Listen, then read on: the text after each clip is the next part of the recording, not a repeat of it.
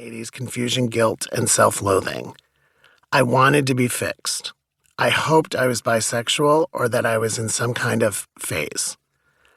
I had no one to talk to about my feelings. I had no role models.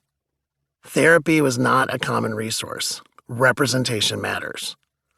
I listened to my family tell horrible racist and homophobic jokes and stories at the dinner table and cocktail parties. I thought gay men were all hairdressers, decorators, or drag queens. If a man in their life was slightly effeminate, he was called fey or gay or light in the loafers. I considered surgery to change my voice because I thought I sounded gay. I considered suicide more than once.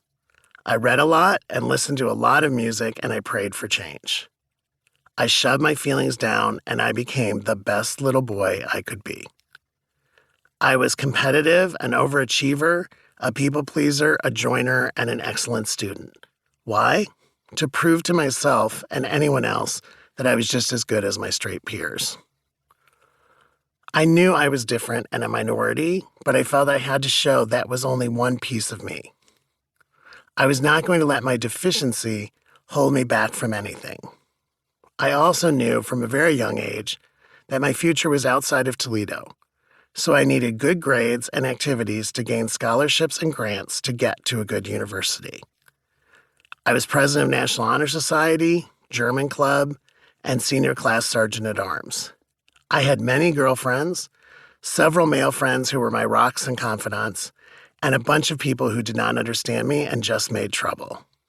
In high school, I was voted most ambitious, most likely to succeed, most preppy, and biggest gossip, trying to fit in academically and socially. Most repressed, depressed, or conflicted were not voting categories.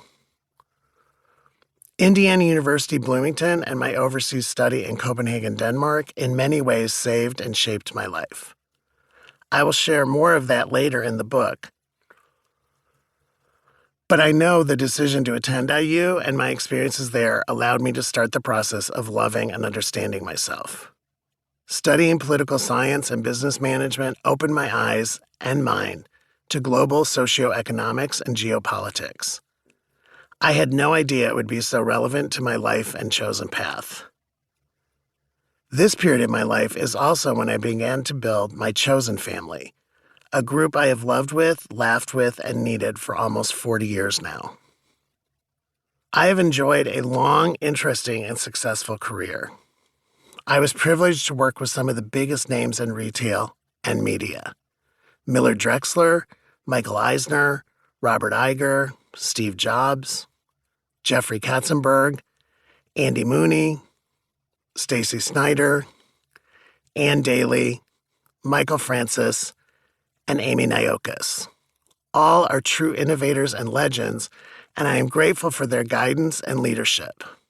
I also had some bad bosses, and I now understand that sometimes painful experiences and hard-earned wisdom from tough situations is as valuable as what you gain from the superstars.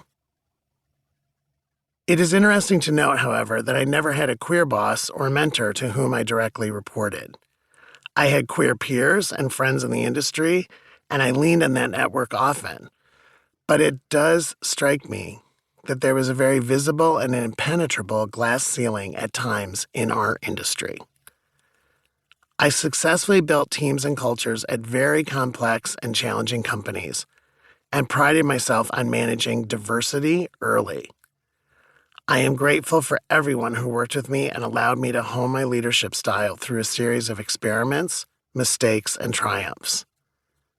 As I grew as a leader, I grew as a person and as a man. I also sacrificed my personal life for professional success, whatever that truly means. I have had 4 long-term relationships, including 1 marriage and divorce. I did not have the wisdom to prioritize and balance well early in my life.